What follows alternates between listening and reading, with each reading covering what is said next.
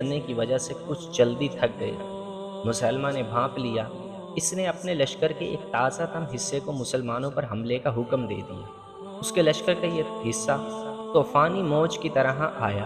مسلمہ نے سب کو یقین دلا رکھا تھا کہ جو اس کی نبوت کی خاطر لڑتا ہوا مرے گا وہ سیدھا جنت میں جائے گا۔ خالد رضی اللہ عنہ نے تھوڑی ہی دیر بعد محسوس کر لیا کہ اس کے لشکر پر دباؤ بہت تیز ہو گیا ہے۔ خالد رضی اللہ عنہ کوئی چال سوچ ہی رہے تھے کہ مسلمانوں نے پیچھے ہٹنا شروع کر دیا۔